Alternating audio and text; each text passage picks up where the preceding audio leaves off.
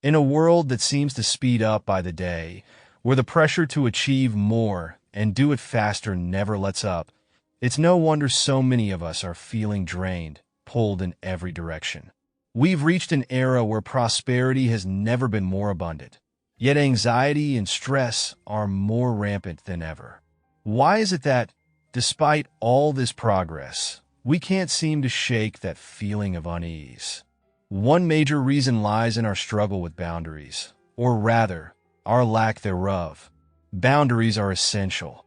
They're the difference between a life that feels overwhelming and one where we find peace. As therapist Sari Gilman puts it, boundaries are the compass that guides us, made up of our yes and numbers. It's these internal decisions that dictate whether we're honoring our own needs or constantly betraying them. Picture this. You've been invited to a party, but what you really crave is a quiet night at home with a book, an early bedtime, and no social obligations. Yet, you say yes to the party, afraid your friends might think you're boring or feel let down if you don't go. With that yes, you sacrifice your own well-being, and over time, this habit of ignoring your true needs chips away at your energy, leading to deeper frustration, stress, and even resentment. Learning to protect your boundaries is, at its core, an act of self-care.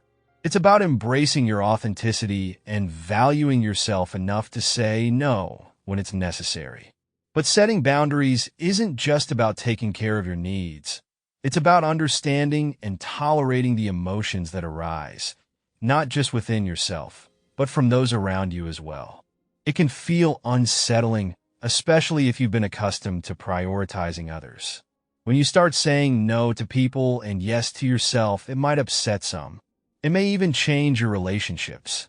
But remember, as Dr. Gabor Mate points out, the word no is often one of the first we learn as children because it's essential to our development. And just as then, no remains a complete sentence. Ask yourself, in which areas of your life are you constantly putting your own needs on the back burner? What would happen if you said yes to yourself more often? Think about those questions for a moment. As you explore this journey of boundary setting, prioritizing yourself is crucial, especially during tough times. Life will inevitably throw challenges your way, from financial struggles to personal loss. In those moments, how you treat yourself makes all the difference. Whether it's taking time for a walk, reading a book, or diving into a hobby you love, these acts of self-care are not indulgences, they're necessities. Remember, it's possible to experience glimmers of joy even when life feels overwhelming. Your moments of peace don't have to disappear when difficulties arise. In fact, that's when you need them most. Another step in building boundaries is finding the courage to ask for help, a step that can be harder than it sounds. Whether it's seeking support from a partner, reaching out to a therapist, or enlisting the aid of a mentor, don't shy away from the strength it takes to admit you can't do everything alone. Humans are inherently social creatures. We thrive together, not in isolation. So, think about an area in your life where a bit of support could go a long way. Finally, the most practical step is learning to prioritize. Let's face it, if you have a list of 10 tasks, not all of them hold the same weight. Deciding what can be postponed or canceled is an act of self-preservation. Giving yourself the space to breathe, to reflect, and to reconnect with your own needs isn't selfish, it's essential. The well-known advice to secure your oxygen mask first before assisting others in a plane emergency applies here as well. If you're running on empty, you won't be able to help anyone else. Before we conclude, here are some questions to guide your reflection. In which areas of your life do you find yourself saying no to your own needs?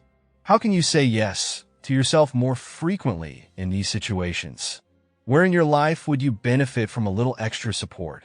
How can you take steps to seek that help? Take a moment to journal or simply reflect on these questions.